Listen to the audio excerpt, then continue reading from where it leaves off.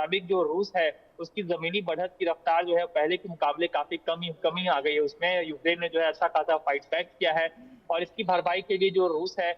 उसने यूक्रेन के जो तमाम प्रमुख शहर हैं या फिर कीव हो, दनिप्रो हो, उसके आदि जैसे शहर जो है उन पर बैलिस्टिक मिसाइलों का जो है और जो ड्रोन से जो हमले हैं उसको काफी तेज कर दिया। इनफैक्ट कल भी रात को जो है कीव राजधानी कीव में जो है एक 6 मंजिला इमारत पर जो है अटैक किया गया, जिसमें एक माँ बेटे की जो है उसमें मौत होने की खबर भी सामने आई है। अब जो ये तमाम जो दावे जो किए जा रहे हैं उसमें कितने लोगों की जो है मौत होती है, कितने उसके बाद एग्जैक्टली कितनी बच्चियां हैं, उसका जो है उन दावों की जो पुष्टि कर पाना होता है ये काफी मुश्किल हो जाता है, क्योंकि दोनों देशों की तरफ से जो है दावे तो किए जाते हैं लेकिन इलाकों में जो है मीडिया का एक्सेस जो है फिलहाल नहीं है। ऐसे में दावों में कितनी हकीकत है ये जो है सच्चाई जो है बता पाना मुश्किल है। लेकिन ये बात सही है कि दोनों देशों के बीच जो युद्ध है इस समर में जो है काफी तेज हुआ है। इनफैक्ट जो यूएन की जो रिपोर्ट आई है उसके मुताबिक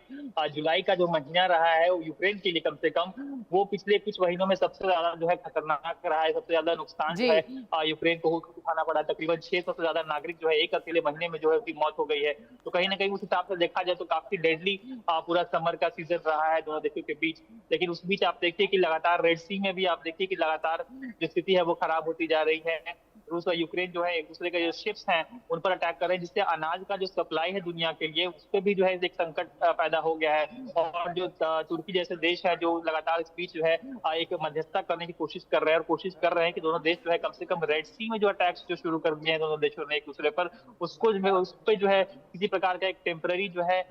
पीस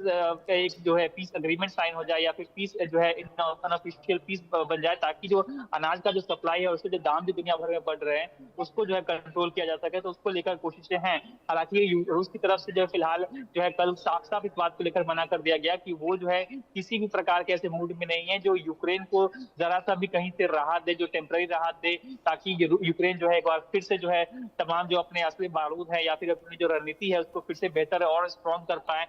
ऐसे इस बात को लेकर जो है रूस जो है काफी विरोध में है। ऐसे में किसी प्रकार के टेम्पररी आप कह लीजिए कि पीस डील के को लेकर जो है संभावना यहाँ पर नहीं दिखाई दे रही है। रूस का आर या पार का जो है पूरा एक माइंडसेट है कि या तो एक परमानेंट पीस डील हो जिसमें तमाम जो उसकी शर्तें हैं वो मानी जाए, या फिर जो युद्ध है वो इसी तरह से जारी रहेगी जैसे पिछले कई सालों से हमें देखने को मिल रहा है। बिल्कुल आपने सही कहा अतुल कि पिछले कई सालों से हम यही देख रहे हैं और कहीं ना कहीं रशिया यूक्रेन दोनों ने अपने जिद को अपना लिया है। सबसे बड़ी बात तो ये थी, पूरी दुनिया ने ये सोचा कि यूक्रेन पीछे हटेगा, लेकिन यूक्रेन ने ठीक ईरान जैसी हरकतों को अंजाम दिया। अमेरिका देखिए शक्तिशाली देश है, इसके बावजूद भी ईरान पीछे नहीं हटा, और वैसे ही रशिया महाशक्ति है, यूक्रेन पीछे नहीं हटा। अतुल ये बताइए कि यूक्रेन अब क्या धावा बोलने वाला है, क्या तमाम तैयारी है यूक्रेन की? कुछ खबरें लाई इसको लेकर?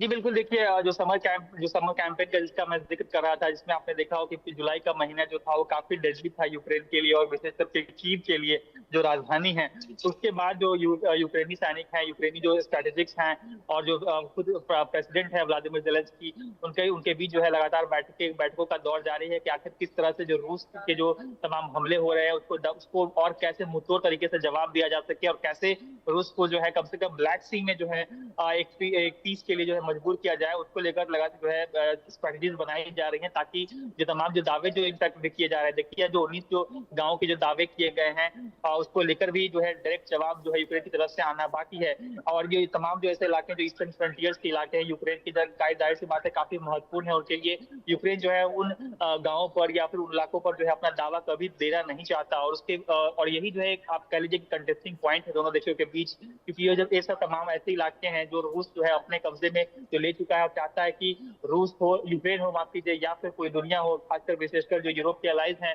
यूक्रेन के, वो मान जाए इन जमीनों को लेकर के। लेकिन वही जो है पॉइंट जो बना हुआ है कि यूक्रेन जो है इसको लेकर मान नहीं रहा है। और ट्रंप के दावों को भी देखिए आप, ट्रंप जो है जब से सत्ता में है तब से लगातार वो यूक्रेन को इस बाबत जो है नष्ट करने की कोशिश कर रहे थे कि जो ऐसे जो इलाके हैं जिन पर जो रूस का कब्जा हो गया उनको जो है जाने दिया जाए, ताकि किसी प्रकार से जो जो जो जो एक टेम्पररी जो एक पीस डील जो साइन हो सके या फिर जो शांति बहाल की जा सके उसको लेकर जो है उस दिशा में जो है कदम उठाया जा सके, उसको लेकर लगातार कोशिश की जा रही है। लेकिन फिलहाल कोई इस पे जो एक अच्छा प्रोग्रेस जो आप कह सकती हैं वो देखने को नहीं मिल रहा है। तो ऐसे में जो उम्मीद जो की जा रही है कि इसी तरह का जो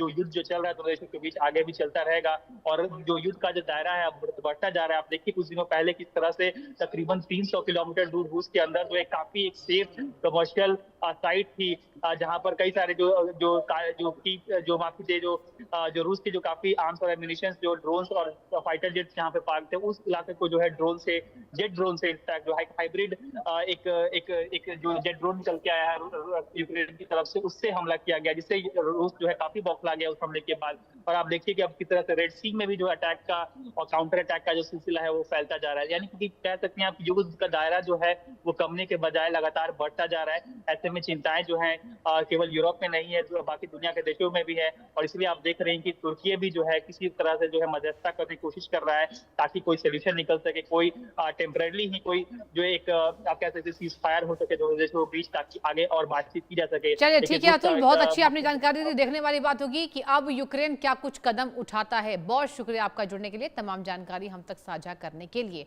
और वक्त एक छोटे से ब्रेक का, जल्द हाजिर होंगे। देखते रहिए इंडिया न्यूज़।